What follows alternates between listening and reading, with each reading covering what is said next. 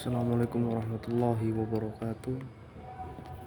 Innal hamdalillah nahmaduhu wa nasta'inuhu wa nastaghfiruhu wa na'udzu billahi min shururi anfusina min sayyiati a'malina may yahdihillahu fala mudilla lahu wa may yudlil fala hadiya lahu. Asyhadu an la ilaha illallah wa asyhadu anna Muhammad abduhu wa rasuluh la nabiyya ba'da amma ba'd. Langsung saja ana akan merangkum tugas UTS Ulumul Quran melalui PPT. 1.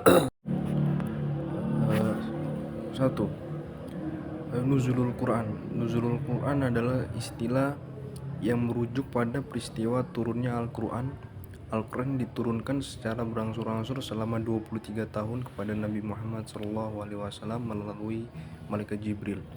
Proses penurunan ini terjadi dalam berbagai kondisi dan situasi yang menjawab kebutuhan umat Islam pada saat itu. Ayat tentang nuzulul Quran, seluruh mufassir menyepakati bahwa diturunkannya wahyu Al-Quran pertama kali kepada Rasulullah SAW bertepatan pada bulan Ramadan, sebagaimana disebutkan dalam surat Al-Baqarah ayat 185 yang berbunyi, A'udzubillahi minasyaitonirrajim, Syahrul Ramadan alladzi unzila fihil Qur'anu hudan linnasi wa bayyinatin minal huda wal furqan. فمن شهد منكم الشهر فليصم ومن كان مريضا أو على سفر فعدة من أيام أخر يريد الله بكم اليسر ولا يريد بكم العسر ولتكملوا العدة ولتكبروا الله على ما هداكم ولعلكم تشكرون.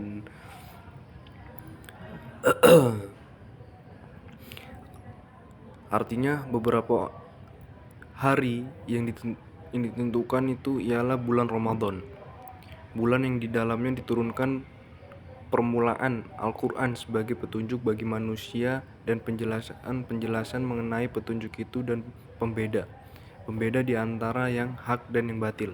Karena itu, barang siapa di antara kamu hadir di negara tempat tinggalnya di bulan Ramadan ini, maka hendaklah ia berpuasa pada bulan itu. Dan barang siapa sakit atau dalam perjalanan lalu ia berbuka, maka wajiblah baginya berpuasa sebanyak hari yang tinggalkannya itu. Pada hari-hari yang lain Allah menghendaki kemudahan bagimu dan tidak menghendaki kesukaran bagimu, dan hendaklah kamu mencukupkan bilangannya, dan hendaklah kamu mengagungkan Allah atas petunjuknya yang diberikan kepadamu supaya kamu bersyukur. 5 amalan malam nuzulul Quran. Menurut sebagian para ulama, amalan pertama dan utama adalah 1. Membaca Al-Quran. Jadi di malam nuzulul Quran itu kita harus banyak-banyak membaca Al-Quran. Kemudian yang 2, memperbanyak baca Al-Quran. Yang ketiga, i'tikaf, yaitu berdiam diri di masjid sesuai ketentuan i'tikaf, seraya membaca Al-Quran, berzikir, berdoa, dan melaksanakan sholat malam seperti sholat sunnah tahajud, sholat hajat, dan lain-lain. 4. Memperbanyak sholat malam. 5. Memperbanyak doa sesuai hajat. 2. Asbabun nuzul. Asbabun nuzul berarti sebab-sebab turunnya ayat Al-Quran. Pengetahuan mengenai latar belakang dan sebab turunnya ayat-ayat tertentu sangat penting untuk memahami konteks dari ayat tersebut. Dengan memahami asbabun nuzul, tafsiran terhadap ayat akan lebih tepat sesuai dengan konteks pada saat itu. Yang 3, nas dan mansukh. Nas mansukh adalah konsep dalam ilmu Al-Quran yang merujuk pada pembatalan atau penggantian hukum alam ayat tertentu oleh ayat yang turun belakangan. Ayat yang dibatalkan disebut mansukh dan ayat yang membatalkan disebut naskh. Konsep ini menunjukkan adanya tahap menunjukkan adanya tahapan dan perubahan hukum dalam Al-Quran sesuai dengan kondisi masyarakat pada waktu itu, pada waktu di zaman Nabi dulu. Apa contoh dari nas dan mansukh? Contoh nas dalam Islam adalah nikah mut'ah yang pernah diperbolehkan. Dulu di zaman Nabi dulu nikah mut'ah itu diperbolehkan, tetapi kemudian dilarang oleh Rasulullah SAW. Kemudian yang kedua, hukum iddah. Hukum iddah itu masa tenggang bagi seorang wanita janda yang semula 1 tahun kemudian ditetapkan menjadi 4 bulan 10 hari. Kemudian hukum khamr, minuman alkohol, yang pada mulanya hanya menyampaikan tentang positif dan negatifnya. Kemudian Al-Quran meminta kaum muslimin untuk tidak memabuk ketika sholat, dan akhirnya menegaskan kepada kaum muslimin untuk tidak menggunakan atau minum khamr, minuman alkohol. Kedua, contoh dari mansukh. Contoh dari mansukh ini adalah adalah bagian dari ayat atau hadis. Jadi dia tuh gabungan antara ayat dan atau hadis yang telah dihapus atau diubah. Berikut adalah beberapa contoh mansukh. Yang pertama yaitu masa iddah suami wafat yang semula 1 tahun kemudian ditetapkan menjadi 4 bulan 10 hari. Nah, yang kedua ayat An-Nisa. Ayat di dalam surat An-Nisa yaitu yaitu 15 tentang hukuman bagi wanita yang mengerjakan perbuatan keji.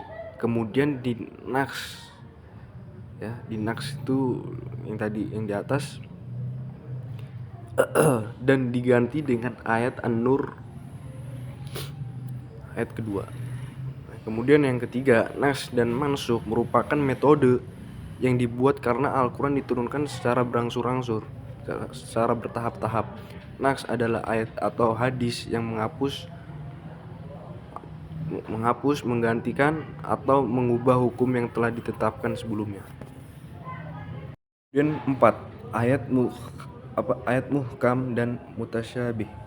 Ayat muhkam adalah ayat-ayat yang memiliki makna yang jelas dan tegas tanpa kemungkinan penafsiran ganda atau tunggal. Ayat-ayat ini biasanya berisi perintah, larangan, atau prinsip-prinsip dasar yang mudah dipahami. Kemudian ayat mutasyabih adalah ayat yang memiliki makna yang tidak sepenuhnya jelas atau masih kurang jelas dan mungkin mengandung simbolisme atau ambiguitas. Ayat-ayat ini memerlukan penafsiran lebih lanjut, berarti tidak main-main dalam penafsiran, dan sering kali tidak bisa dipahami secara harfiah. Kemudian beberapa contoh ayat muhkam dan mutasyabih. Contoh dari ayat muhkam, ayat yang memiliki arti yang pasti dan tidak samar-samar. Nah, contoh ayat muhkam antara lain di surat Al-Baqarah ayat 21, A'udzubillahi minasyaitonirrajim. Ya ayyuhan nasu ubudu rabbakumul ladzi khalaqakum walladzina min qablikum la'allakum tattaqun. Artinya, hai manusia, sembahlah Tuhanmu yang menciptakanmu dan menciptakan orang sebelum kamu agar kamu bertakwa atau menjaga diri dari siksanya. Terus yang kedua surat Al-Ikhlas ayat 4, A'udzubillahi minasyaitonirrajim walam yakul lahu kufuwan ahad. Artinya tidak ada sesuatu yang setara dengan dia. Dia di sini tuh Allah. Ayat mutasyabihat, ayat yang memiliki maksud yang samar atau kurang jelas. Contoh ayat mutasyabih antara lain di surat Ali Imran ayat 138, A'udzubillahi minasyaitonirrajim. Hadza bayanun lin-nasi wa hudan wa mau'izatun lil muttaqin.